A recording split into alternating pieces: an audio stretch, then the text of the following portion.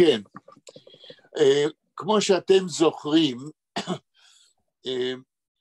טוב, אני אתחיל עם ההודעה, כן? היום אנחנו נפגשים במסגרת Learn Yiddish and Yiddish Literature Online, בפגישה מספר 139, במסגרת מפעל דוב סדן, איפה שכבר שנתיים, כמעט שנתיים, אנחנו מנסים גם ללמוד קצת יותר את השפה, וגם קוראים טקסטים ספרותיים ומנתחים אותם.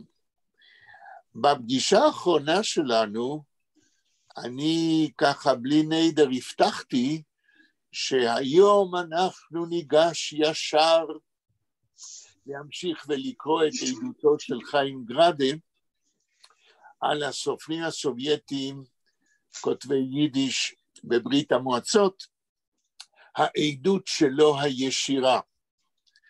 אבל כמובן המציאות מתערבת לנו, וקרו כמה דברים, ולכן אני בכל זאת אקדים משהו. לפני חצי שעה קיבלתי את הדבר הזה. רואים משהו? תוריד את זה קצת.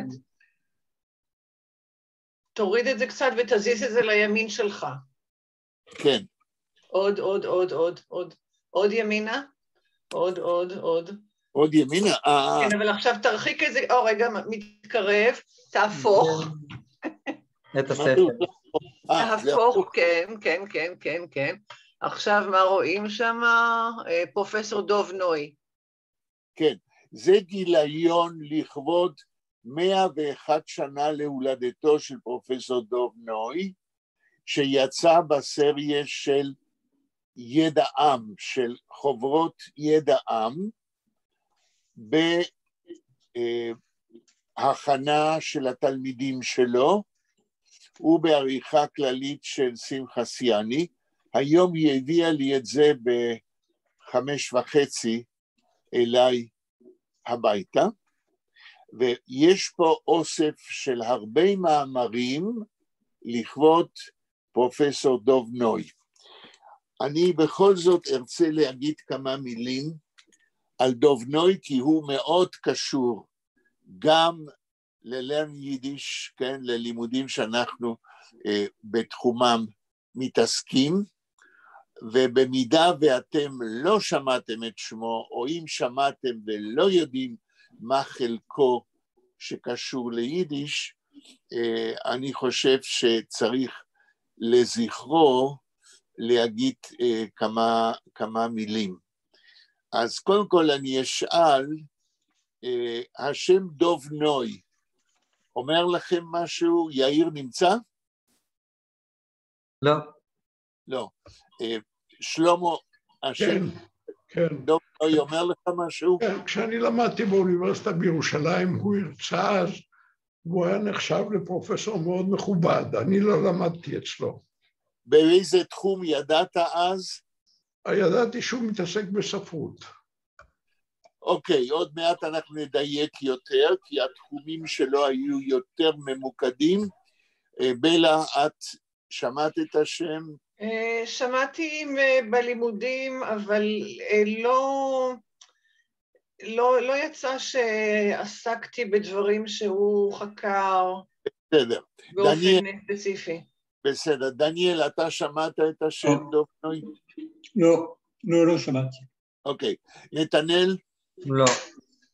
זהו, אני שואל אתכם, כי ברגע שה-common denominator, המכנה המשותף זה שבאמת אתם לא יודעים עליו, חובתי, כמי שהיה תלמידו, ומי שהכיר אותו, חובתי לספר לכם, כי הוא חלק אינטגרלי של אותו דור של פרופסורים, שתרמו לחקר יידיש, ובעיקר לחקר הפולקלור היהודי, לא רק ביידיש. וזה ששמו לא ידוע לכם, אני מרגיש חובה להגיד עליו כמה מילים. הוא נפטר, אני לא זוכר בדיוק באיזה שנה, אבל הוא נפטר לפני נגיד 20 שנה, אולי קצת פחות, והוא היה ביחד עם פרופסור דוב סדן, פרופסור חונש מרוק, פרופסור רושובסקי, פרופסור ורסס מספרות עברית, הוא היה מאותו דור של פרופסורים שעיצבו את האוניברסיטה העברית בתחום של מדעי הרוח, בתוך התחום המצומצם יותר, כמו שאמר שלמה, ספרות עברית וספרות יידיש, אבל הוא במיוחד היה מומחה גדול, לא סתם, אלא מומחה גדול בפולקלור יהודי מכל העדות. את הגיליון שהראיתי לכם עכשיו, שהופיע אתמול, או שלשום, הכינו תלמידים שלו, ובראשם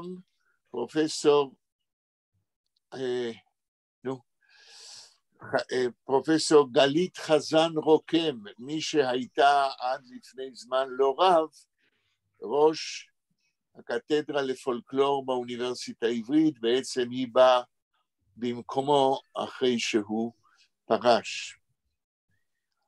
ויגיד עליו כמה מילים בקשר של לימודי יידיש.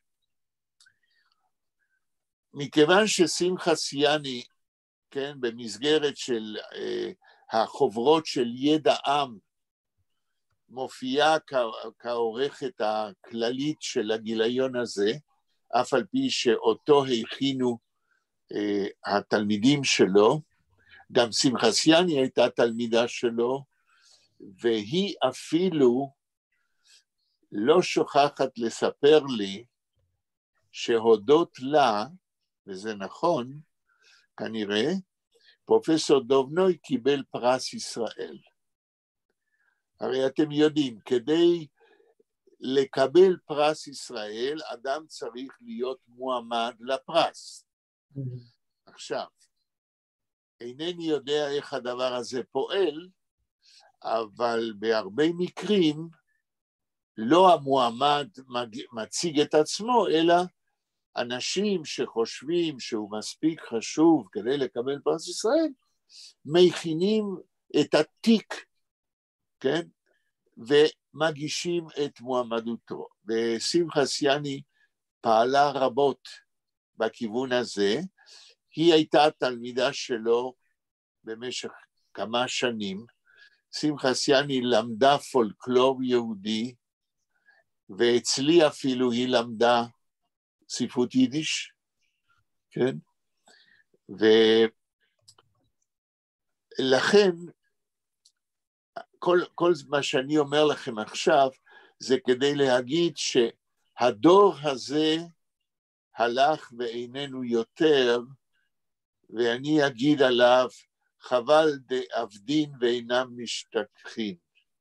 לא. כמו שכתוב אצלנו, האם אמרתי את הציטוט נכון? ולא משתכחים. אלא?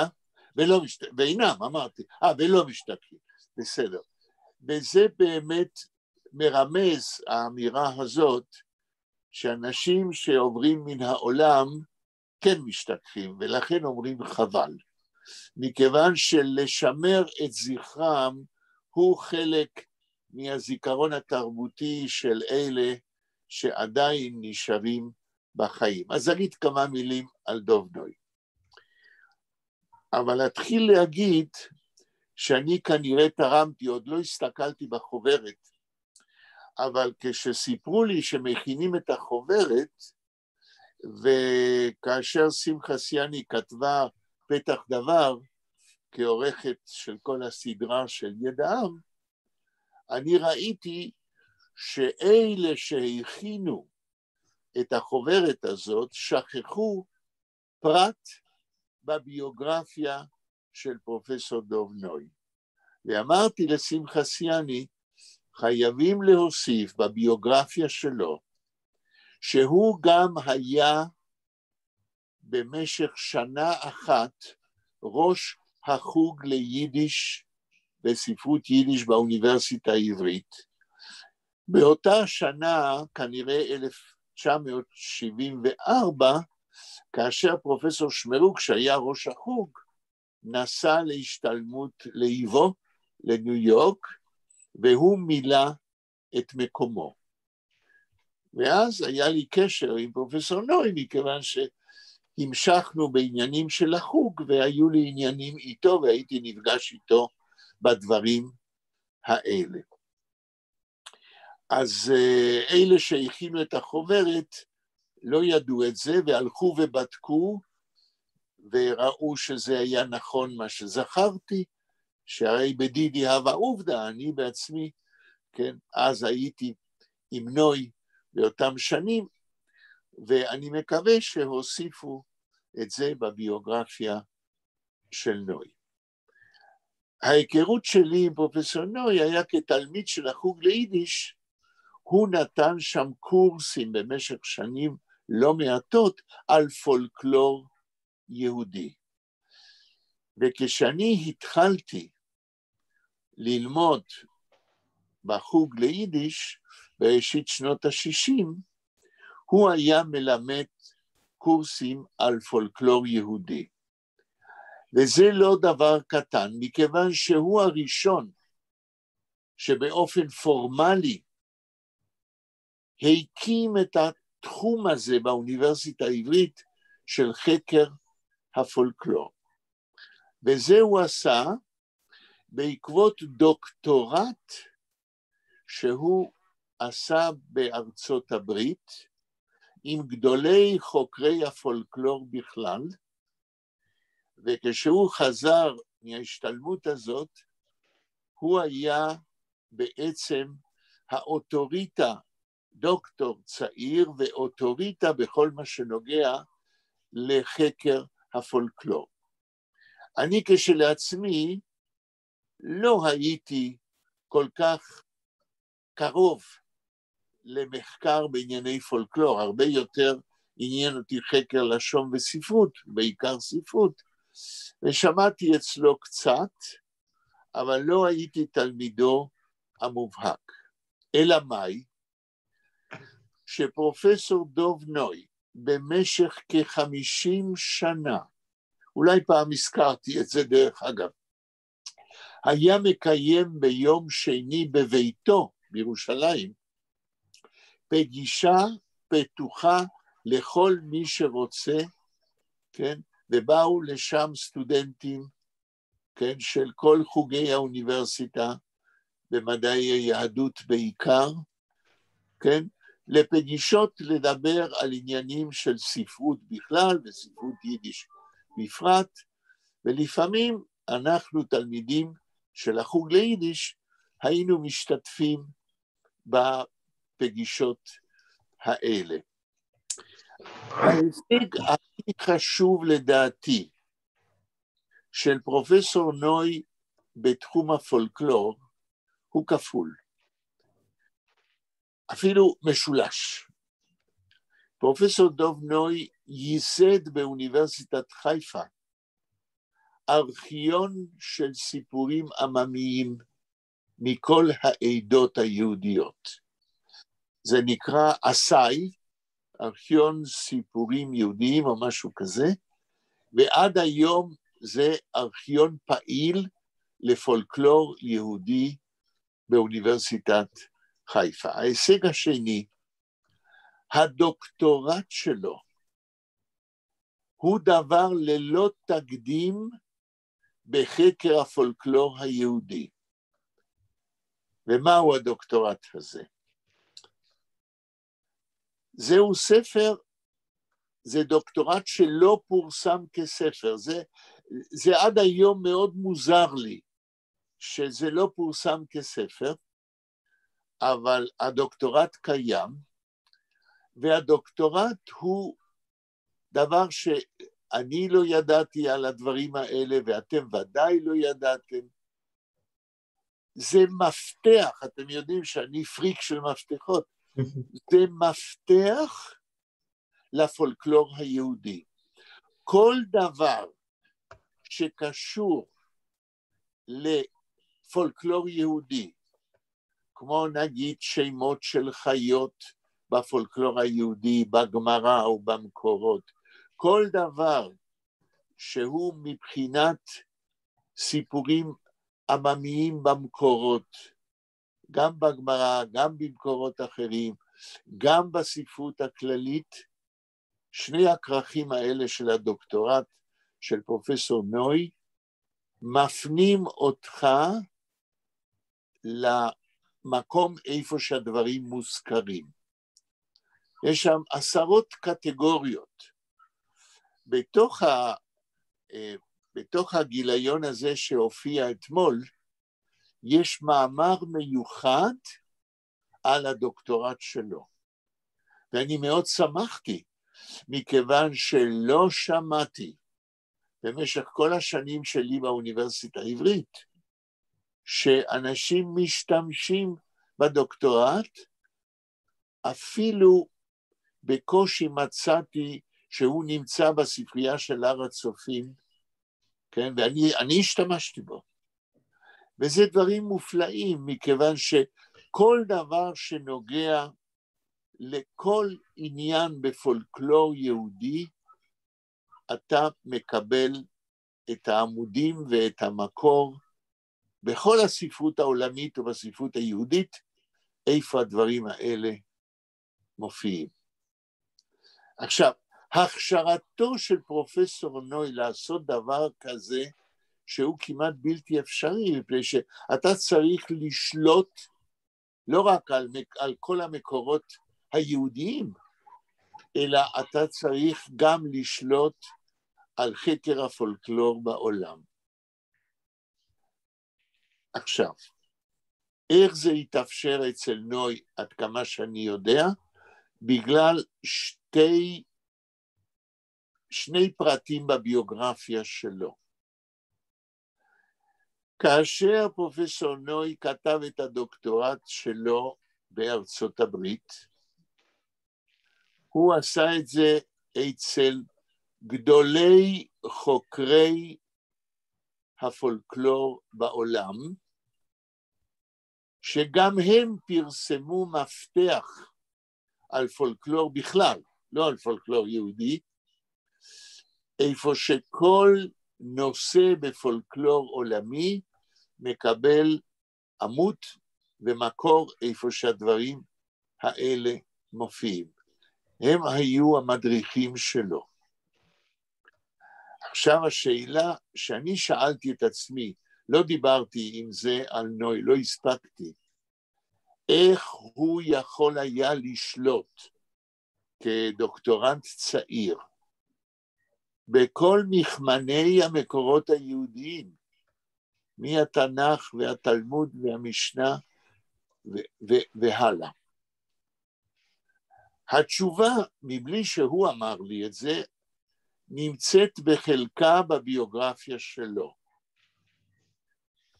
פרט ביוגרפי שאני לא בטוח שהוא מופיע בחוברת הזאת לכבודו. אולי כן, אולי לא, אני עוד לא הספקתי לעיין. פרופסור דוב נוי, לפני שהוא היה פרופסור, כשהוא היה סטודנט באוניברסיטה העברית, לפרנסתו, הוא היה עוזר מחקר של חוקר שלא היה באקדמיה, כן? שבאותה תקופה לא לימד, אבל זה היה חוקר שעסק בהכנת מפתח כזה של פולקלור יהודי על פי המקורות. והוא עבד אצלו במשך כמה זמן, אני לא יודע כמה, אבל כנראה לא קצר. כאשר אני את שמו כרגע לא זוכר, אותו חוקר כשהוא נפטר, אני מניח, זו הנחה שלי, פרופסור נוי יכול היה להיעזר בחומר שנאסף על ידו, על ידי אותו חוקר, ולהוסיף על זה את מה שהוא מצא ועשה. לסיכום הנקודה הזאת, כל מי שמעוניין במשהו שנוגע לפולקלור יהודי, יחפש בספרייה הלאומית בהר הצופים את המפתח הזה לפולקלור יהודי, והמחבר מופיע שם בשם האמיתי של פרופסור נוי, אז שמו היה דוב נוימן. וזה נמצא בצילום, כי זה לא הופיע בספר, זה נמצא בצילום מתוך איזה מאגר של דוקטורטים שצולמו בארצות הברית. אפשר להשיג את זה בהר הצופים. אני לא רוצה להיכנס עכשיו וגם לא יכול, כי לא התכוננתי, אף על פי שהשתמשתי בדוקטורט הזה, זה משהו פנטסטי. כל פרט בפולקלור, כן? אם זה אישים, אם זה חיות, אם זה כל נושא שנמצא בסיפורים פולקלוריים, פרופסור דוב נוי נותן מפתח איפה למצוא דברים על הנושא. האם יש ניסיון לשאול או קומנטר עד כאן? מה הקשר או מהי התרומה שלו ביחס לאור הגנוז של מרטין בובר?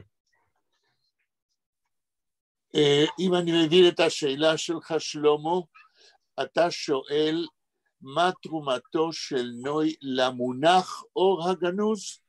לא, יש ספר שנקרא אור הגנוז, שכתב אותו מרטין בובר, ושם יש סיפורי חסידים. כן, אז אתה שואל... זה פולקלור. אני יודע, ואתה שואל אם ככה, האם נוי שולח לאור הגנוז של בובר, כן, במידה וזה נוגע לנושאים של פולקלור. זה מה שאתה שואל?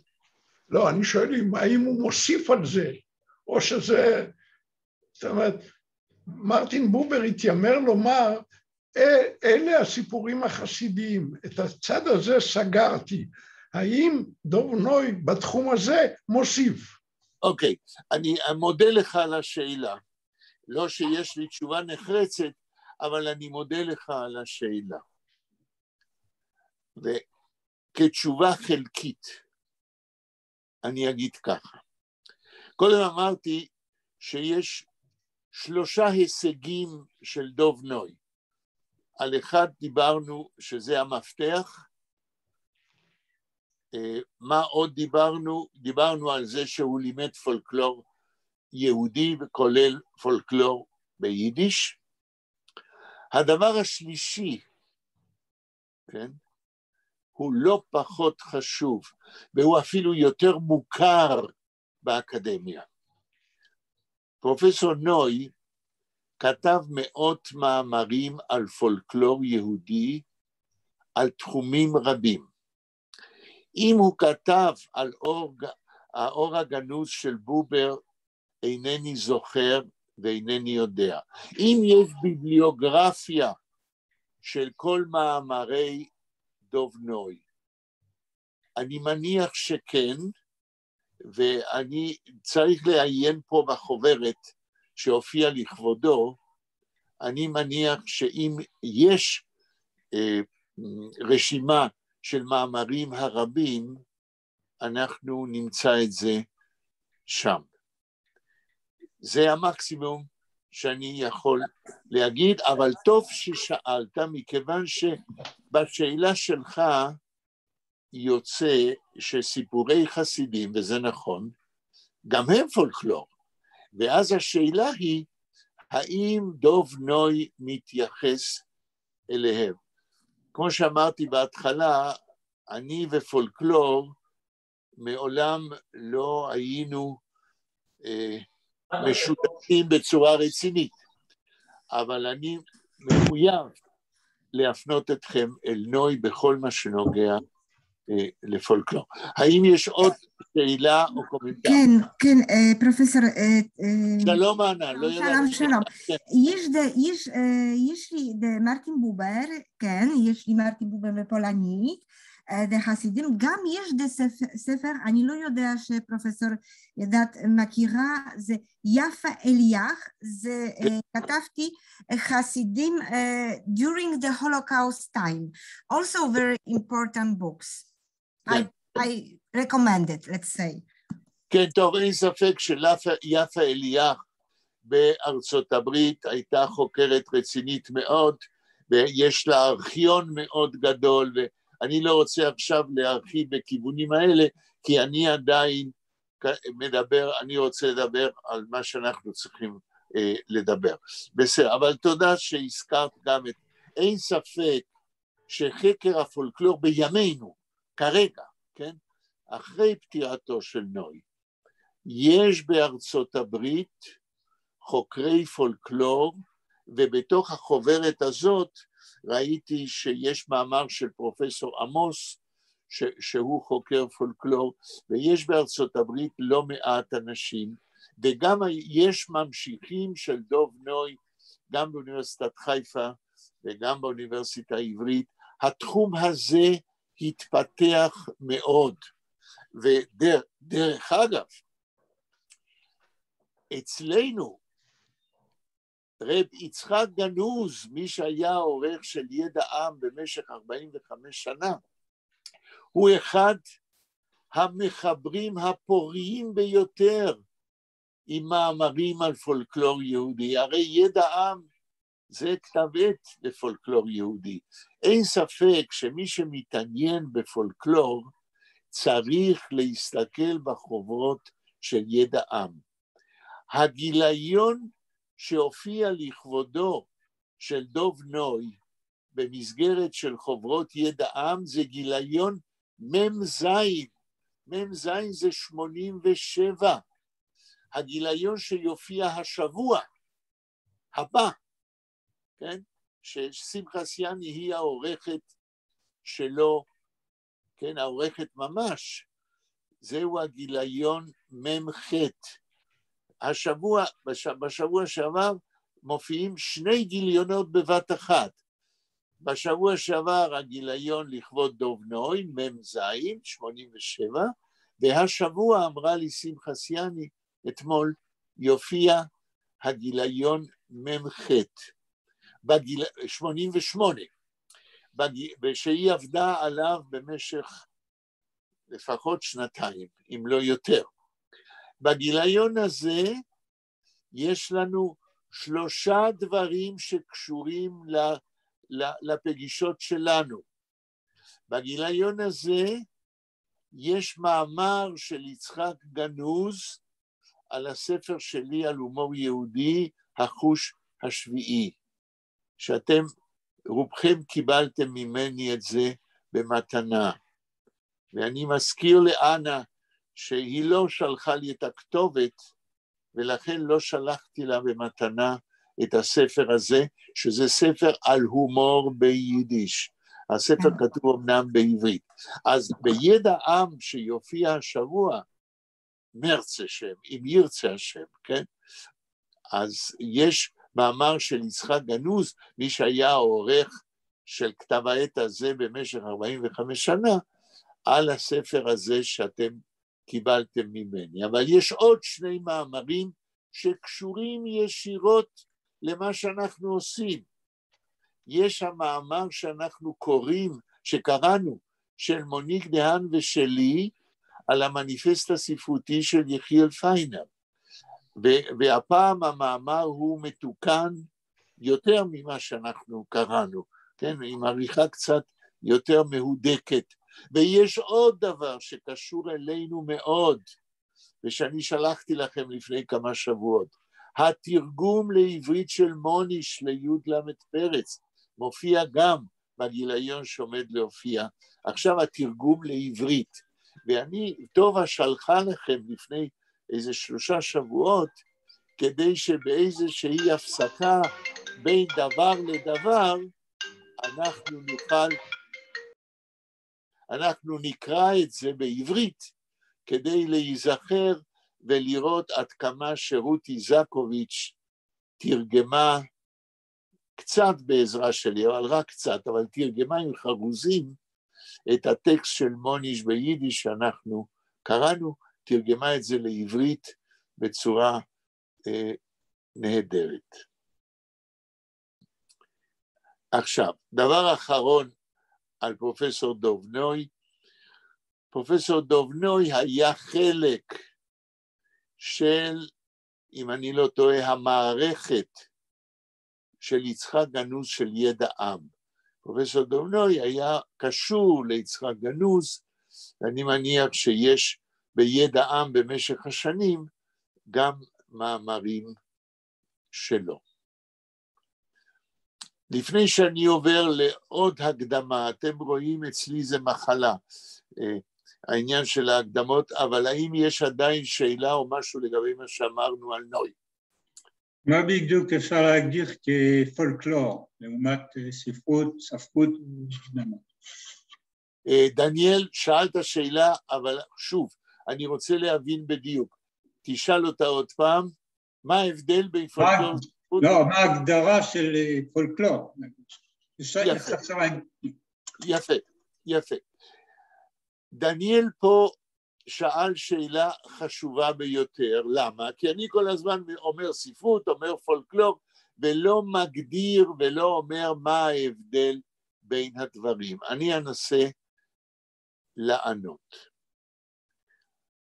תראו, פרופסור דוב סדן, אני פעם הזכרתי את זה, אבל אתם לא חייבים לזכור כל מה שאני אומר, זה היה לפני עשרות פגישות.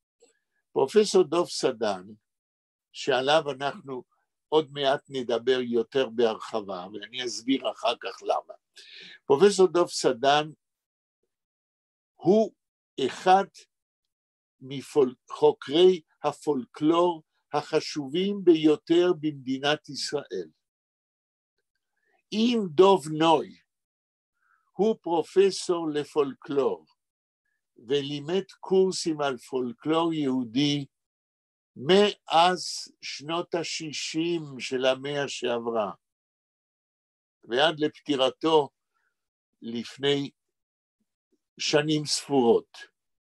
הוא לימד פולקלור באוניברסיטה העברית, הוא לימד פולקלור בבר אילן, הוא היה פעיל בייסוד הארכיון על סיפורים בפולקלור יהודי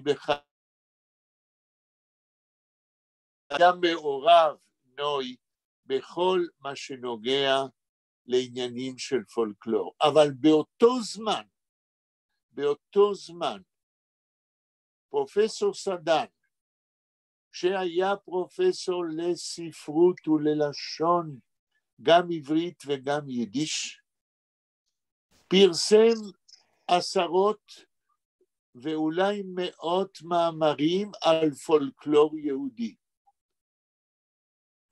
זה מדהים, אבל אני אף פעם לא דיברתי על סדן כחוקר פולקלור, אבל הוא היה חוקר פולקלור מאוד רציני.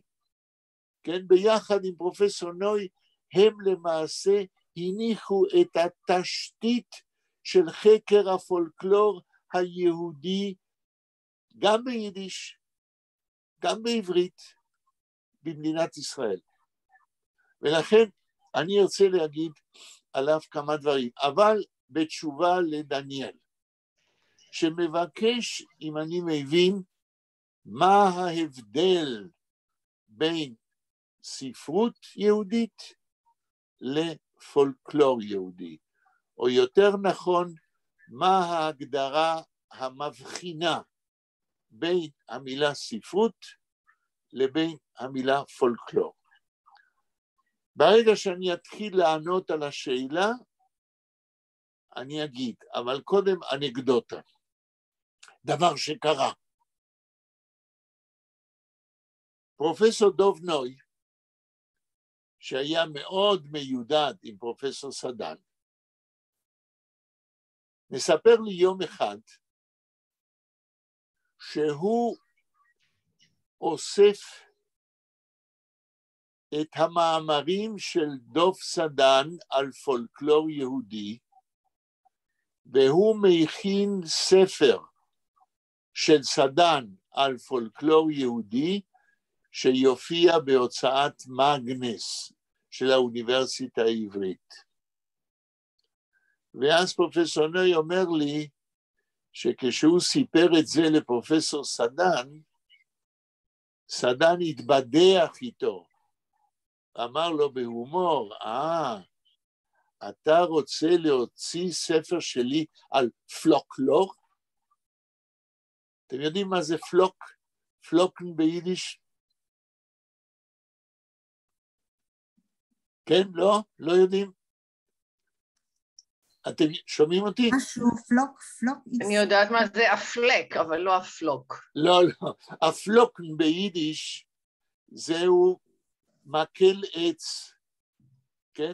חתיכת עץ עגולה, שלא משמשת לשום דבר. זה דבר שאין לו תכלית מיוחדת. זה משהו כמו סינונים, לא לטמטום, אבל משהו שלא יודעים בדיוק מה לעשות עם זה. טמטום. סדן התבדח עם פרופסור נוי, ואמר לו, אתה עומד להוציא מאמרים שלי על פלוקלור. זאת אומרת, סדן שיקף בבדיחה הזאת שהוא עשה, את היחס שיש בחלקים מסוימים של הציבוריות, כן? שפולקלור זה בו במייסס. אבל הוא לא חשב ככה. מה עשה סדן במאמרים שלו על פולקלור? אני אתן לכם דוגמה. תראו, בעקבות השאלה של דניאל, אנחנו בתשובות שלי כאילו מתרחקים מהפגישה היום, אבל אני אומר לא נכון, אנחנו דווקא מתקרבים. אני רוצה לתת לכם דוגמה של מאמר פנטסטי של סדן, על נושא בפולקלור, שיפתח לכם את העיניים מה זה פולקלור. כולכם יודעים בעברית מה זה נוח בשבע שגיאות. נכון שלמה? נכון. מה זה נוח בשבע שגיאות? זאת אומרת שלא יכולת להגיד עוד שגיאה אחת בטיעון שלך. את כל השגיאות האפשריות כבר מיצית. לא הבנתי מה שאתה אומר עליי. אני אומר, לא יכולת להכניס עוד שגיאה בטיעון שלך. את כל השגיאות מיצית, כי הלא נוח יש בו שתי אותיות, אז אי אפשר לעשות 7 שגיאות. אבל ברגע שאתה אומר 7 שגיאות, אתה אומר, אין אפשרות לשגות יותר, בהכל שגית. יופי, שלמה, זה בדיוק מה שסדן שאל את עצמו. למה אומרים ביידיש, הרי זה בא מיידיש, אומרים נוח מצזיבן גרייזן, כן? נוח, המילה נוח ב7 שגיאות, ואתה העמדת שלמה את הבעיה. אם נוח כתוב בשתי אותיות, נגיד שיש חולם חסר, אז נגיד סימן שלישי, איך אפשר להגיד ביידיש, הרי זה בא מיידיש, נוח מצזיבן גרייזן. וסדן כתב על זה מאמר ארוך, מאיר עיניים ופתר את הבעיה. וזה מאמר בפולקלור יהודי, ואם אתם תרשו לי, אני אגיד לכם במה העניין. מרשים לי? מרשים. טוב, תודה. וזוהי בתשובה לדניאל, כן? הנה עומד לו דוב סדן ותוהה, למה אומרים ביידיש נוח מצזיבן גרייזן? נוח עם 7 שגיאות. תראו, ביידיש המילה גרייז, יש לה 2 משמעויות. שגיאה, אבל גם זקן. הגרייז ביידיש ישנה יותר, זה זקן. וסדן התחיל לתהות, לחפש בכל האוצר של לשון יידיש, ותרבות יידיש, מה קורה פה? מה פה קורה פה? וכתב מאמר, והמאמר הזה, לפני שאדבר על המאמר, אני לא יודע אם אתם יודעים, דב סדן פרסם במשך חייו כ100 ספרים שלמים, ויותר מ4,000 מאמרים בענייני ספרות עברית, ספרות יידיש, פולקלור ולשון. אין, עד כמה שאני יודע, מישהו בהיקף של יצירה כמוהו בכל הנוגע לספרות ולפולקלור יהודי, גם עברית וגם יידיש. מתוך 100 הספרים האלה, עד כמה שעשיתי פעם את הספירה, יש כ16 ספרים ביידיש. כן? זאת אומרת, הוא בעיקר, כמו שאתם רואים, אמנם פרסם בעברית, אבל ב4,000 המאמרים ויותר, יש המון, לא ספרתי אותם, המון מאמרים ביידיש. ועד כדי כך חשובה תרומתו של דב סדן לתרבות היהודית במדינתנו ובעולם היהודי, שהופיעו 2 ספרי ביבליוגרפיה של ספריו ומאמריו. 2 אנשים שונים טרחו להוציא 2 ביבליוגרפיות, רשימות של כל הספרים של סדן וכל המאמרים שהוא פרסם, כדי שהדורות הבאים, זאת אומרת אנחנו בינתיים, נוכל להתמצא ולהגיע לתרומה האדירה שדב סדן תרם לתרבות היהודית. ואותו דב סדן, בנוסף שהוא היה מורה דגול, הנה נשכח בימינו. אתם לא שמעתם עליו, אתם לא שומעים עליו באמת, על תרומתו, כשאתם לומדים באוניברסיטה העברית. זהו פשע לדעתי, במרכאות. ולכן אני רוצה להגיד כמה מילים, גם על האיש וגם על המאמר הזה, על נויח מצייבנגרייז. כן. חלק מהמאמרים, אני לא בטוח, אני בטוח שלא כל המאמרים שלו, שלא כל 4,000 הוכנסו לספרים שלו. אבל חלק, ברגע שפורסם המאמר, סדן טרח להכניס חלק מהם לספרים שלו. ונויח מצייבנגרייזן, כרגע אני לא זוכר באיזה ספר משלו קראתי את זה, כן?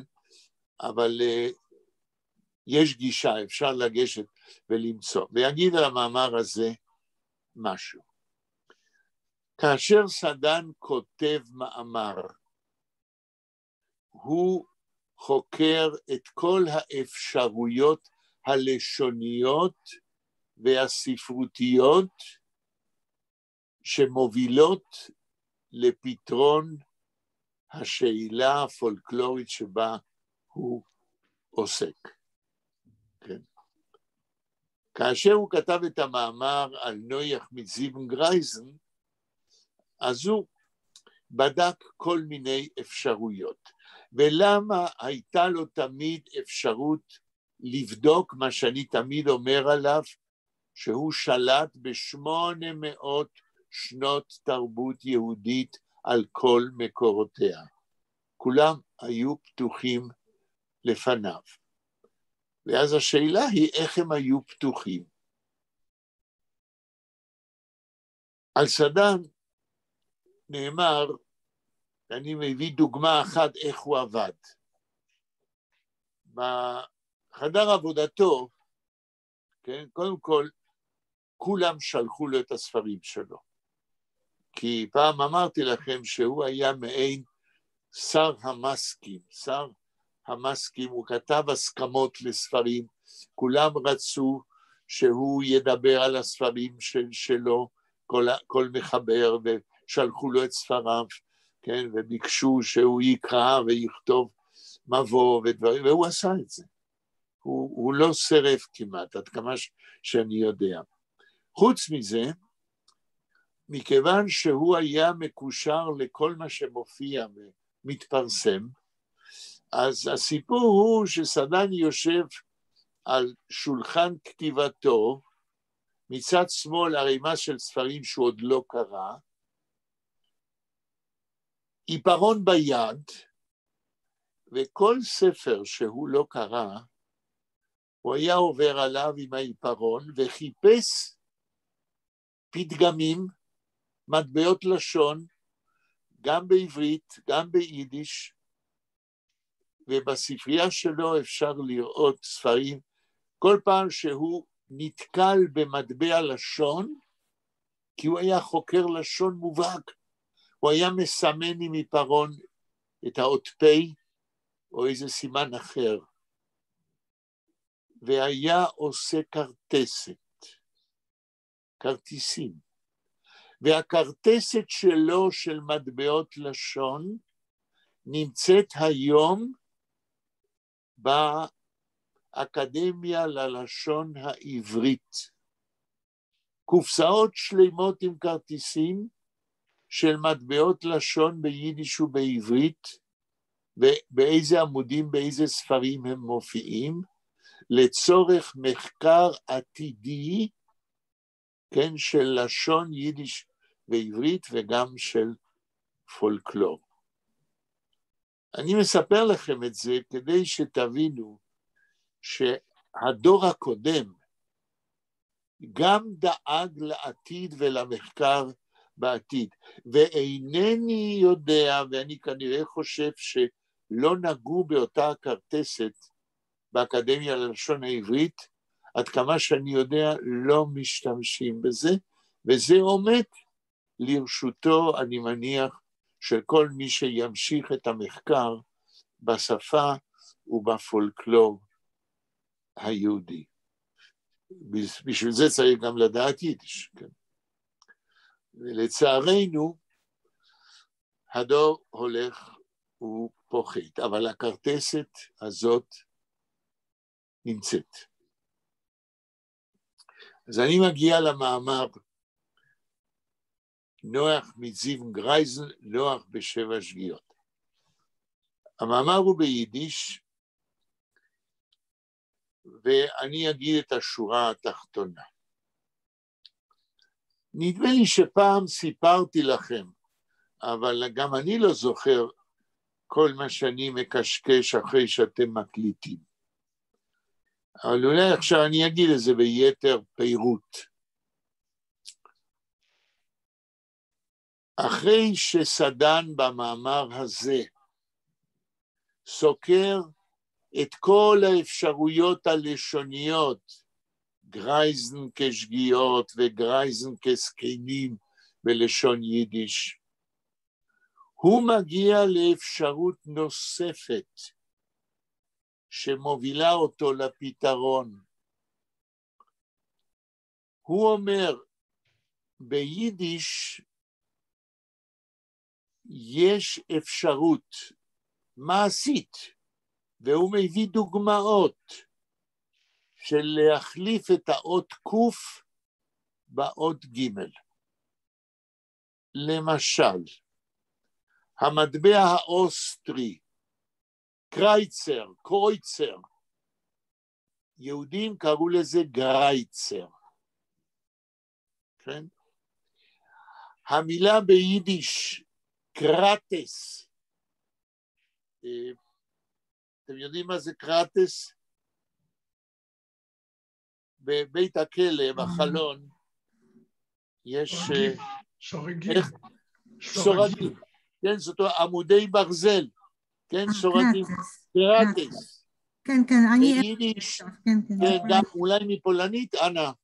כן, נכון, קרטס. עכשיו, יופי, אז בפולנית אומרים קרטי או משהו כזה, ביידיש אומרים גם גרטס, גם קרטס וגם גרטס, ואתם, הקוף מתחלפת בגימל, ואתם תמצאו בטקסטים ביידיש, תלוי לפי התקופה, תלוי לפי הסופר, כשהוא מדבר על סורגים, הוא אומר קרטיס או גרטיס.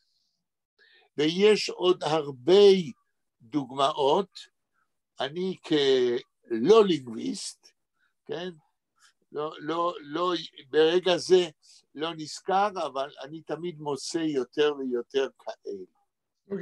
אז אומר... כהן וקוגן. איך? תגיד. לא, טעיתי. אוקיי.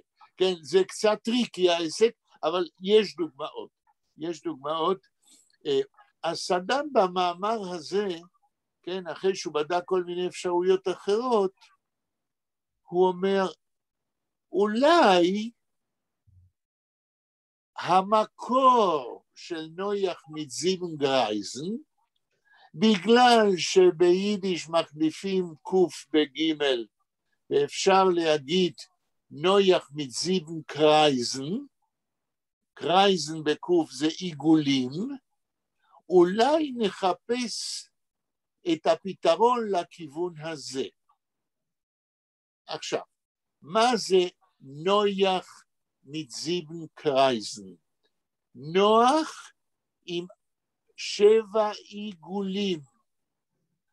אתם מכירים את עיתונות הילדים, איפה שהיו עושים עיגולים ומבקשים לחבר אותם, ואז הייתה מתקבלת או דמות או מילה?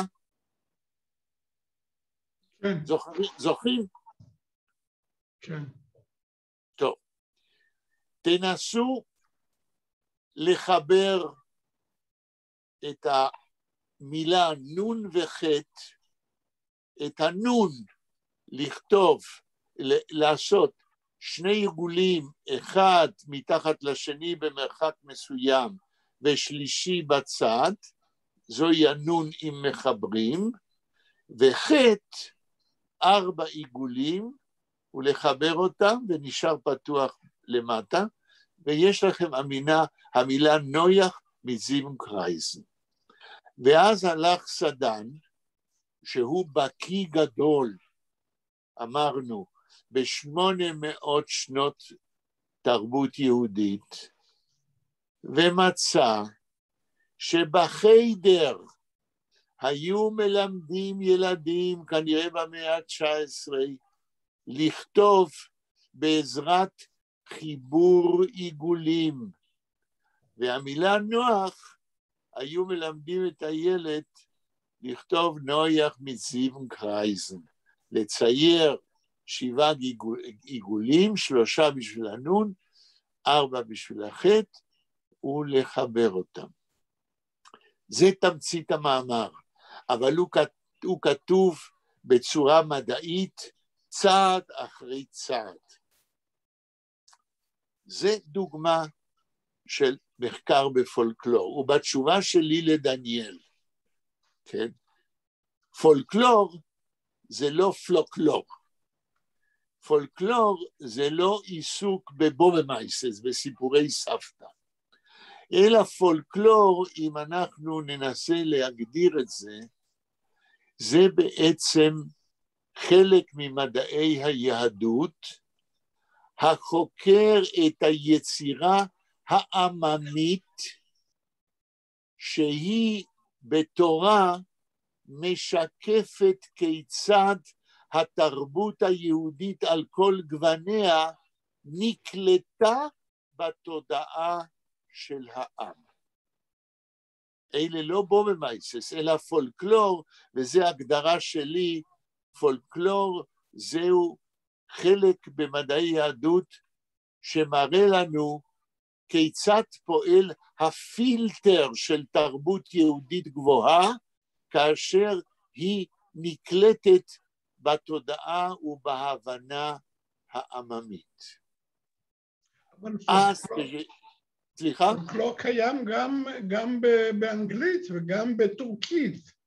זה לא רק, פולקלור היא מילה שלא המציאו אותה בעברית. שלמה, אני עכשיו לא מנסה להגיד שזה לא קיים, אני מנסה להגיד מה זה פולקלור יהודי. פולקלור של עמים אחרים, אני לא מומחה לזה ולא קרוב לזה. אנחנו מדברים עכשיו איך אני מגדיר פולקלור יהודי, כן? אז אני אומר, מבחינתי, זה שפרופסור נוי לימד קורס בחוג ליידיש על פולקלור יהודי, הוא תרם תרומה אדירה לתרבות היהודית ביידיש. כן. התרומה היא בזה שהוא לימד אותנו כיצד הערכים והתרבות היהודית הגבוהה נקלטה בתוך התודעה של העם, וכיצד זה מתבטא בסיפורים, כן? ובדברים אחרים שקשורים לספרות היהודית. וההבדל בין פולקלור לספרות, שהפולקלור נוצר מלמטה, כן? והספרות נוצרת על ידי יוצרים שהם אנשים מורמים מעם בגלל היכולת שלהם לעצב זמנים, תרבויות ודמויות של אותו עם באותו זמן.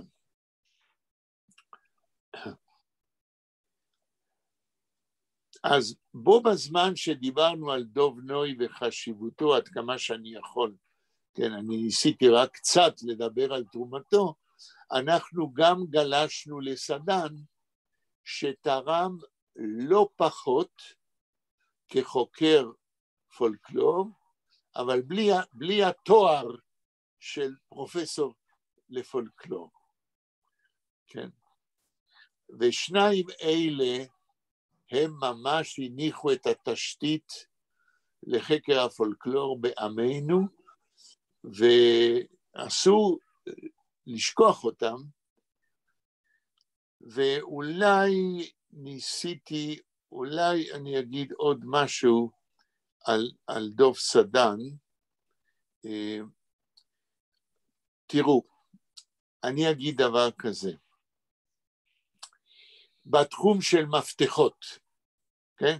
מפתח שמות ועניינים, שכידוע לכם אני תמיד כפריק של מפתחות, כמישהו שמאוד מאמין ביעילות של מפתח שמות ומפתח עניינים, כשמוסיפים אותם לספרים, בעיקר לספרי מחקר, אבל לא רק, הייתה לי מחשבה שאני כבר בחיי לא אוכל להגשים. כאשר פרופסור דוב סדן נפטר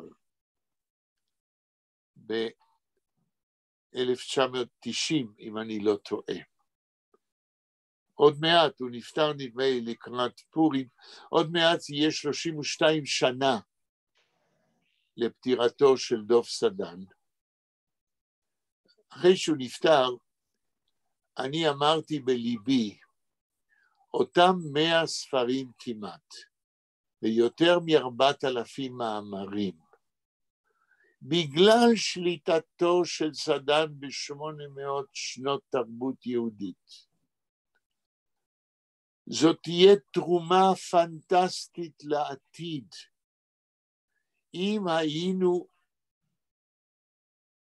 פותחים מפעל עם כמה אנשים, ובונים מפתח שמות ועניינים, מפתח על, לכל ספריו ולכל מאמריו. ככה שבסופו של דבר, כל שם שמופיע בכתבי סדן, כל שם של סופר, של חוקר, כל שם של ספר, של מאמר, שמופיע בכתבי סדן, גם בספרים, גם במאמרים. ברגע שמופיע בכתבים שלו, אנחנו נותנים קיצור של הספר שלו או של מאמרו והעמוד. תארו לעצמכם איזה אוצר היינו מעמידים לדורות הבאים באקדמיה לכבוד חוקרי ספרות וחוקרי פולקלור וחוקרי מדעי היהדות בכלל.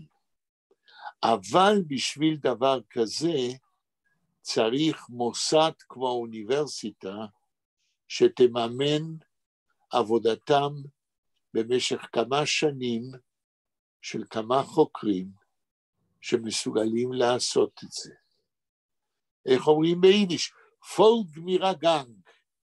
לך תעשה את זה, תשכנע את האוניברסיטה, תמצא את החוקרים שיש להם מוטיבציה והבנה שדבר כזה חשוב למחקר, ואחרי שתעשה את כל זה, אם תצליח, וזה ייקח לך המון זמן לשכנע את האוניברסיטה, או אוניברסיטאות, או האקדמיה ללשון, או האקדמיה הלאומית ישראלית למדעים, כן? אחרי שתשכנע אותם, תמצא את המקורות, ואז תתיישב.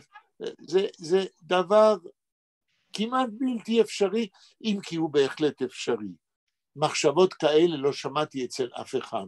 ומי שלא מתכנן לטווח ארוך במדעי היהדות, לא יהיה לו לטווח ארוך מה שצריך כדי לקדם את המחקר. ולי אין עם מי לדבר.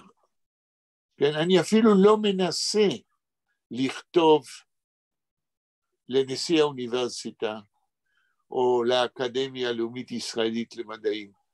ולמה אני לא מנסה? כי אתם יכולים להגיד, נו באמת, אתה מתאבל ומדבר על תוכניות, תנסה. רבותיי, ניסיתי בהרבה פחות מזה, במשך 4 שנים. במשך 4 שנים התכתבתי עם הנשיא של האוניברסיטה העברית, עם הדקנים של מדעי הרוח, לגבי פרויקט הרבה יותר קטן, כן, שקשור למפתוח וכולי, בספרות יידיש. ואמרו לי, כמו שלא זוכר מי זה היה ברדיו, תלך תבוא, אחד שולח לשני, לשלישי, לרביעי, וככה מתישים אותך ולא יוצא מזה שום דבר. אני קובע עכשיו, וזה מוקלט, לי אין היום עם מי לדבר על פרויקטים לטווח ארוך, מעבר לשנות חייהם של אלה שנמצאים היום בתפקידים ניהוליים ובאחריות למחקר בעתיד. זה כמעט נראה כמו בעניינים פוליטיים. אין לך מה לדבר עם פוליטיקאים מעבר לשנות הכהונתם. אי אפשר לתכנן דברים לטווח ארוך. אני מצטער להגיד את זה, זוהי הרגשתי, אם יש מישהו שזה המצב שונה, שיקום. טוב, יש שאלות או משהו למה שאמרנו עכשיו? כן? טוב. אוקיי. עוד הקדמה קטנה, אני יודע שאני מעכב את הקריאה, אבל אלה דברים שאני חושב שחשוב שאתם תשמעו, שתדעו שיש בעיות שאם אנחנו לא חושבים עליהם עכשיו, בעוד 30 שנה הם לא יהיו, שום דבר לא יקרה. נדבר על גראדה, עוד הקדמה קטנה לפני שנמשיך לקרוא. בפעם שעברה אמרתי לכם שברגע שנסיים לקרוא את העדות של חיים גראדה על סופרי יידיש בברית המועצות, שהוא הכיר אותם והיה שם, אני ארצה שאנחנו נקרא דוגמה של הפרוזה של גראדה, זהו הסיפור שלו, זיידס און אייניקלך. זוכרים? זוכרים? כן. אני לא הייתי פה. בטיטל. כן, מי שלא היה, לא היה. אז אני אחזור בקצרה מאוד. מכיוון שאנחנו קוראים עכשיו עדות של גראדה, עדות היסטורית, אני רציתי שמכיוון שאנחנו עוסקים בגראדה קצת, שנקרא דוגמה של סיפור שלו בפרוזה. מכיוון שהפגישות שלנו קשורות בלימוד ספרות בלשון יידיש, וגראדה הוא לדעתי כיום אחד מגדולי ספרות יידיש, והפרוזה שלו היא דוגמה להישגים הכי מתקדמים של ספרות יידיש במאה ה-20, אני חשבתי שזה יהיה דבר במקום לקרוא דוגמה של גראדה של סיפור בפרוזה. בשביל נתנאל זה יהיה קשה, אבל מכיוון שאנחנו מתרגמים, אז מה שהוא ילמד לגבי היידיש הוא ילמד, אבל מה שאנחנו נלמד לגבי הנושא, זה נתנאל בקלות, כמו כולנו, יוכל להבין, כי אנחנו מפרשים ומנתחים את הדברים ביידיש. אני חושבת שהתנדבתי לצלם מהספרייה איזה סיפור, אבל לא רשמתי ואני לא זוכרת מאיזה ספר. בלה, את ממש לוקחת לי מילים מהפה. היום חשבתי, בלה התחייבה לצלם משהו, מה זה היה? נכון, ושכחתי, נו. וגם אני שכחתי. אז בואי נסכם עכשיו ותרשמי. כן. זה יהיה מאוד יעיל, זה היה כנראה משהו אחר, אבל יותר חשוב לי. בספר של חיים גראדה, במידה והוא נמצא בספרייה, הספר נקרא די קלויז und די גס, כן? את לא היית בלה בפעם שעברה? לא הייתי. כן. אז אם ככה אני אחזור על זה. אנחנו דיברנו על ספר שגראדה פרסם בשם די קלויז und די גס. זאת אומרת, בית המדרש והרחוב. בספר הזה יש 3 סיפורים, ורק אחד מהם אני ארצה שנקרא. עכשיו, למה אני בחרתי בסיפור? אני עוד מעט אגיד. למה בחרתי בספר, בשם הזה, אני אגיד עכשיו. מה שם הסיפור? שאני רק ארשום, שאני לא נשכח עוד פעם. השם של הסיפור זה זיידס און אייניקלך, סבים ונכדים. עכשיו, לגבי שם הספר, די קלויז und די גס, הכותרת הזאת, הרי גראדה פרסם לפחות 10 ספרים. אני בחרתי בספר הזה בגלל הסיפור, אבל השם של הספר, די קלויז und די גס, זהו סמל של כל יצירתו של גראדה בפרוזה. מכיוון שאפשר להגיד שכל יצירתו של גראדה, הקלאסיקון הרביעי של ספרות יידיש לפי דעתי, נעה, כל היצירה נעה בין בית המדרש לבין הרחוב.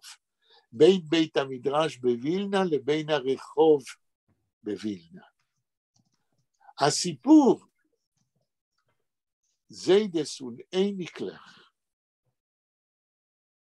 הוא כשלעצמו הנושא הקלאסי של גראדה, איפה שהוא מנתח את השבר הגדול בהמשכיות בעם היהודי, שהוא מזהה אותו כבר בסיפור הזה שמתאר את וילנה בשנות ה-30, ואפילו קצת קודם, בסוף שנות ה-20. בסיפור הזה הוא מתאר את הנתק, בלי להגיד את זה. בצורה ספרותית זה משתמע מהסיפור בצורה כמו פצצה בסוף הסיפור. הוא מתאר את הנתק בין דור הסבים לדור הנכדים, שזה בדיוק המצב בימינו כיום, בעולם היהודי, במדינת ישראל ובגולה. זאת אומרת, גראדה במידה מסוימת בסיפור הזה, מקדים את זמנו, תופס סימנים כבר בזמנו לפני השואה, ומנבא מה שקורה בימינו. למה אני אומר מה שקורה בימינו? אני למד מחיינו היום. הנה, זה לא אמרתי בפעם שעברה. כמו שאתם יודעים, נולדה נכדה לי ולטובה, שעוד מחר, מה זה היום? מה התאריך היום? היום 3 בינואר. היום 3 בינואר 2021. מחר, 22, סליחה, 3 בינואר 2022. מחר, 4 בינואר 2022, הנכדה שלי תהיה בת 5 חודשים. כן, עין ההורה. כן, זאת אומרת, אני וטובה אנחנו הסבים, הבן שלי שמוליק ואוריאן אשתו הם ההורים, והנכדה הזאת כשהיא תגדל, אני כבר שואל את עצמי, מה אני כסבא מסוגל להעביר אליה מהזהות שלי היהודית במדינת ישראל, ומה אני מסוגל להעביר בזמן שהיא לא גרה אצלי בבית, אצל ההורים, ואז אני שואל את עצמי, מה הבן שלי, שהרי אשתו לא בת שלי, אבל מה הבן שלי קיבל, מה הייתי מסוגל כאבא שלו להעביר, ומה נקלט אצלו, ובלי להיכנס לעניין האישי, מה הוא יהיה מסוגל להעביר לנכדה, לבת שלו. ובלי להיכנס לפרטים, אני אומר באקסקלמציה, אני מגיב ואומר, אברוך צו גליציה, כן? מכירים את הביטוי, שבר לגליציה. אינני בטוח, האם מה שאני מזוהה איתו כיהודי, וזהותי כיהודי בנויה על זה, האם זה יגיע דרך הבן והאימא של הנכדה, אל הנכדה, מה עוד שהיא תחיה, כך אנחנו מקווים, במדינת ישראל, ולא תהגר אל מחוץ, זאת אומרת, הבעייתיות, אני לא רוצה לדבר עליכם, אבל ביניכם יש נכדים, אתם ודאי שאלתם את עצמכם, כמה מהסבאיות היהודית שלכם עוברת לנכדים, מאנשים שאני מכיר, ומכיר מכיוון שאני עובד איתם שנים, ומכיר אותם שנים, אני יודע שהמצב הוא הרבה פעמים אברוך צו גליציה, שאנשים שהם זהותם בנויה על תרבות עברית ועל ידע בתנ"ך ועל ישראליות, והם כסבים לא מרגישים שהם מצליחים לשבור את החומה של הישראליות, כן? ולהעביר ולו חלק קטן מזהותם לדורות הבאים. אני על זה רוצה לשאול אתכם, האם גם אתם מרגישים שיש בעיה שבין זיידס לבין איניקלח, בין סבים לנכדים בימינו, מה שגראדר רומז, שהמצב הוא בכי רע, מה אתם חושבים כיום אלה שמכם סבים, בלי להיכנס לפרטים? שלמה, מה אתה אומר? אני אומר שלא קראתי את המאמר הזה של גראדה. לא, זה ציבור. אבל לגבי השאלה שלך, אני יכול לענות. תענה. הבית, אני קיבלתי חינוך דתי, ולמדתי בישיבה תיכונית, ואני בטקסטים התורניים, אני רץ בהם.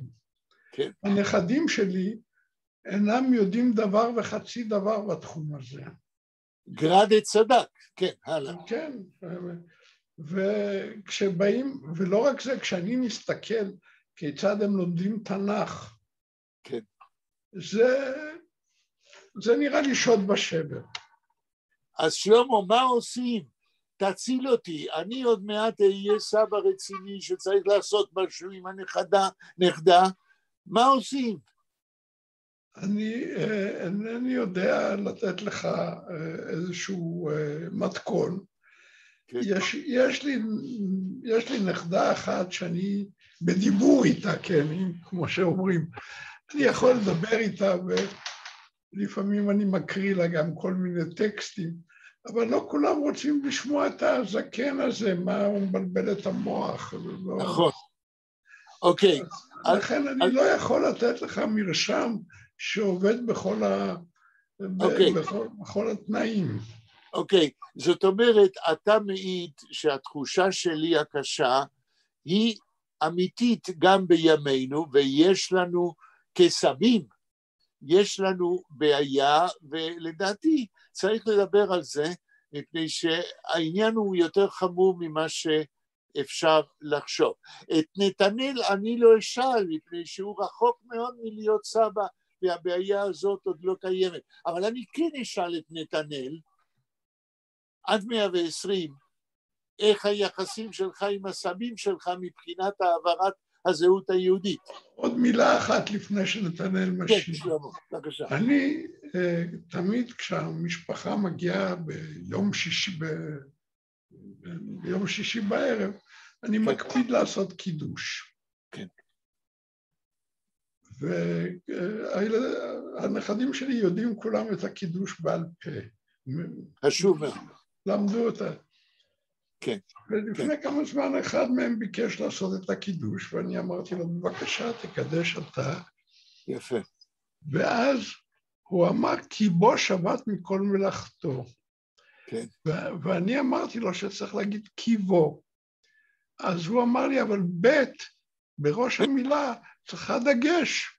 אבל אחרי אותיות ההוי. אמרתי לו שאחרי אותיות העבי, לא בא דגש. ואז הוא שאל אותי מה זה, והסברתי, והרגשתי כמו טווס. כן, נכון, זה לא לימדו אותו בבית הספר. אומרים, אשרי יושבי ביתך, ולא אשרי יושבי ביתך, כן? בסדר. אז אנחנו רואים כמה שהבעיה מסובכת, לא צריך לדבר על בעיה משרד החינוך, אני לא מסבט אותו. בלה, האם הבעיה שאנחנו נוגעים בה, את מרגישה אותה כסבתא? אני בהחלט מרגישה אותה כסבתא. אני לא יודעת אפילו מה להגיד על זה. הנכדים שלי, נגיד ככה, הילדים שלי לא קיבלו אצלי בבית חינוך יהודי, מסורתי. מסורתי, נכון. לא פשוט הנושא הזה אצל דור שני לשורדי שואה. נכון. כבר דיברתי על זה בכמה הזדמנויות שמהבתים שלי ושל בעלי, כן. גירשו את אלוהים וגירשו את היהדות. כן. ככה, שפכו את התינוק עם המים. כן, אני מעלה את השאלה הזאת בכוונה בפרטים ושואל את כולכם, כי כשנקרא את חיים גראדה נוכל להבין יותר מה הוא עושה שם. יש עוד איזה סבים פה בקבוצה? דניאל, אתה סבא? אני לא סבא, אבל אני נכד, ויש לי סבים סבתות. לא. כן, אז נתנאל, מה אתה אומר? גם אנחנו נכדים. אולי נתחיל... אני לא נכדה דרך אגב, אני לא נכדה של אף אחד. זהו. מעולם לא היו לי סבא וסבתא. זאת עוד החמרה בגלל השואה. דניאל, אתה סבא, אתה אומר? כן, בטח. מה אתה אומר על הבעיה? אני יודע אם זה בעיה, ואני לא בטוח שצריך למצוא את הידע לנכדים, אלא אולי משהו אחר. כי הידע הם יכולים ללמוד, אם זה בישיבה, אם זה במקום אחר, וזה לא אומר ששום דבר לא עובר לדור לדור. ככה כן, אני חושב. בסדר, אבל אתה כסבא מרגיש חובה לעשות משהו בעניין העברה הלאה של הזהות? לא לגבי המסורת, לא לגבי הידע, ולא נראה לי שזה, אני לא חושב שזה חשוב. יש להם מספיק, לא יודע מה, ללמוד במקום אחר, ולא משנה מה שמעניין או לא מעניין אותם. אני חושב שזה יותר חשוב היחסים בינינו, כלומר בין הנכדים שלי, ומה שמקבלים, מקבלים. יופי, דניאל, אתה בדיוק עונה מה שעונים האחים של אשתי, כאשר אני מסתכל איך הם מתפקדים כסבים. להם רק חשוב היחס עם הנכדים, אבל אין להם שום מוטיבציה להעביר לנכדים שום דבר של זהותם כיהודים. זהות כן, אבל ידע אני מתכוון, זהות בוודאי שכן. אבל מתוך הזהות, מה אתה מרגיש שכדאי לך ללמד אותם מה זה להיות יהודים? דווקא אני לא... לעניין של יחסים טובים. דווקא אני לא חושב שזה הולך בדרך, איך להגיד את זה, ללמד משהו, אלא הם יכולים, ככה אני מרגיש, נגיד ככה. בסדר, אז אתה בדיוק מרגיש מה שהאחים של אשתי שיש להם הרבה נכדים, אז זה מודל נוסף, וכאן אנחנו כבר רואים שיש כמה וכמה מודלים. הנכד נתנאל, מה אתה אומר? לפחות סבא וסבתא שלי הם לא כאלה אנשים משכילים שאני יכול ללמוד מהם דברים, אבל כן יש... לא, סליחה, נתנאל, אני מוחה. לא צריך השכלה, צריך... בוא נגיד ככה. אני מגיע לשם, אבל יש להם הרבה... זה מה שקובע, לא אם הם משכילים או לא משכילים. תעזוב את האקדמיה, האקדמיה... אני באתי להגיד שזה לא חשוב. אני באתי להגיד שיש להם חוכמת חיים וזה כן יותר מעניין. אוקיי. אז כשהם מדברים על העבר שלהם ועל מה הם עשו ולמה, קודם כל זה מאוד מעניין כי אני לפחות אדם שכן רוצה ללמוד, ואני חושב סבא וסבתא שלי, אני מעריך אותם ואני יודע שהם עברו דברים בחיים, ועל כן אני גם יודע שאפשר ללמוד מהם דברים. מאיזה צד? מאיזה צד סבא וסבתא? מה? אמא? אמא. מה עם אבא? מה עם הצד של אבא? ההורים שלי גרושים, אנחנו לא בקשר איתם. לא בקשר עם הסבים. אוקיי, אז סבא וסבתא מצד אמא, כן. אז אני כן כאילו... קודם כל, ולגבי זהות גם, אני חושב שמתי שאני לפחות, בגלל שאני רוצה ללמוד, אז אני גם יכול לשאול אותם, ואז הם שמחים להגיד, אבל אם אני לא הייתי... תדבר לאט, אני לא בטוח שהם היו מדבר. תשמע, אנחנו פה סקנים, יושבים ושומעים אותך, תדבר לאט, כן. אוקיי, אני מתעניין בהם, אז הם מספרים לי דברים שמעניינים אותי. ואני לא בטוח שאם אני לא הייתי מתעניין, הם היו מספרים לי דברים שאני אולי אפילו הייתי רוצה לשמוע. נתנאל, זה דבר גדול מה שאתה עושה, כי כולנו, כולל אותי, לא התעניינו מספיק, והיום אנחנו בוכים על זה. כן. נכון, אני חותמת על זה. בדיוק. תמשיך, נתנאל. אז אני חושב שהם, לא יודע, פתרון לפחות מה שסבים וסבתות יכולים לעשות, זה לעניין את הנכדים שלהם. לספר להם סיפורים שהם אפילו אולי הדברים הכי גדולים שהם עשו אי פעם בחיים, כדי למשוך אותם. יש איזה תקנה או משהו, אני לא זוכר, אבל יש בגמרא משהו על זה שצריך להביא כליות לילדים, כדי מה זה כליות? אגוזים, כאילו ממתקים. אז לא דווקא ממתקים כאילו סוכריות, כן? אבל דברים שמנעימים את האוזן. אוקיי. טוב, אני חייבת להזכיר כאן משהו שאי אפשר שלא להזכיר אותו, וזה חיים ולדר, כן. כן. אני מאמין שסבים וסבתות כאילו, הם יכולים לעשות את זה, אבל אני פחות מאמין שזה. בלה, לא הבנתי מה עושה ולדר פה. לא, מישהו שכנראה יש לו תרומה מאוד גדולה להנחלת היהדות ואהבה ליהדות לילדים. רגע, את קראת 80 הספרים? לא, אני לא קראתי, אבל אני מבינה... ספר אחד של ולדר, קראת? לא. אז איך את יודעת מה הוא תורם? גם אני לא, ואני כל הזמן חושב מה הוא כותב שם. אף אחד לא אומר את זה, ברדיו מדברים, לא אומרים מה הם התכנים של הספרים שלו. אני קראתי קצת. אתה קראת, נתנאל? כן. זה סיפורים על ילדים, כל מיני סיפורי ניסים כאלה, זה באמת ברמה של האריה של האבטות, אני לא חושב שיש לו איזושהי תרומה גדולה עד כדי כך. זה העניין, זאת אומרת, ברגע, בלה, שאת מזכירה את ולדר והתרומה שלו ב-80 הספרים, אני לא בטוח שזה משהו מיוחד בכלל.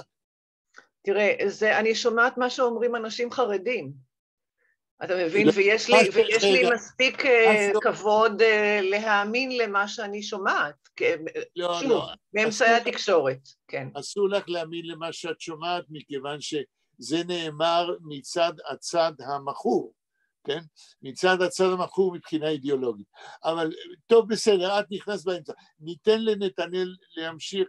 רגע, עכשיו אני אכנס באמצע. תראה, נתנאל, מה שאתה אומר זה נורא מעניין ונורא חשוב, אתה שוכח דבר אחד. אמרת את הדבר הכי חשוב, שאתה כנכד שואל את הסבים, וזה מה שקובע, ואתה אמרת, זה שאתה שואל, אז הם מספרים לך. אבל כמו שאמרתי קודם, אנחנו שלא שאלנו, כן, בוכים היום. בדרך כלל, הנכדים לא שואלים. אתה לדעתי יוצא דופן שראוי לשבח אותו. אבל אם לא שואלים, אז הדינמיקה היא שסבים רבים בימינו לא מספרים, אולי מכיוון שאין להם מה לספר. מכיוון שהם בעצמם לא שאלו, ועל כן הם גם לא קיבלו. יש פה שרשרת טרגית שגראדה נוגע בה בסיפור כבר על שנות ה-30 בווילנה. זה בדיוק לזה אני חותר, שנבין את הסיפור הזה שלא בשרשור הרטרואקטיבי של מחדלים בהעברת ההמשכיות מדור לדור בין סבים לנכדים. איך הוא עושה את זה גראדה? אנחנו נקרא ואני אומר לכם זה גאוני מה שהוא עושה, אבל לא רוצה to spoil כמו שאומרים. מרץ השם עד יום חמישי זה אצלכם במייל, הסיפור. בלה, אני השגתי את מטרתי שתעשי את זה מהר, ואז זה יעזור לנו. הסתקרנתי. אני רוצה לספר לכם עוד סיפור אחד קצר. כן, אבל שימו לב לשעון, אוקיי? ברשותכם. כמה דקות יש לנו? לא, אין לנו, אבל אין דבר, הסיפור של שלמה. אבי זיכרונו לברכה היה אספן וארכיונאי של כל מיני פריטים. איפה זה? שלמה, אתה מסקרן אותי עכשיו. איפה הארכיון הזה? לא, הוא אסף כל מיני מטבעות ובולים ותמונות משפחתיות. וכשהוא נפטר הוא הותיר אחריו מזוודה עם תמונות משפחה שונות ומשונות. אני קבעתי כמה פעמים עם אחד מבני דודיי, אצלם במשפחה, הפרשי הגילים בין בני הדודים היו עצומים. בן דודי זה נולד בפולין, ואמרתי לו, אני רוצה להראות לך את התמונות, כדי תגיד לי, מי הם האנשים האלה לכל הרוחות? אני לא מכיר אותם. ואז כל פעם דחינו, עד שאותו בן דוד נפטר, והיום אני יושב עם מזוודה, ואינני יודע מי נמצא בה. ובכל פעם שאני רואה את המזוודה הזאת, ליבי נחמץ. שלמה, זה מה שקורה לי פה מצד ימין, יש לי ארכיון מסוף המאה ה-19, בראשית המאה ה-20 של האח של הסבא שלי, כן? ואין לי את מי לשאול. אז אנחנו נסיים בזה, רבותיי, שהמצב הוא טרגי מכל הכיוונים, ואל תתמהמהו ותשאלו, כן? ותאספו ארכיונים, ותנסו לשמר עדויות של העבר, כי אחרת לא יהיה לנו גם עתיד. תודה רבה לכם. תודה רבה. תודה. תודה. להתראות.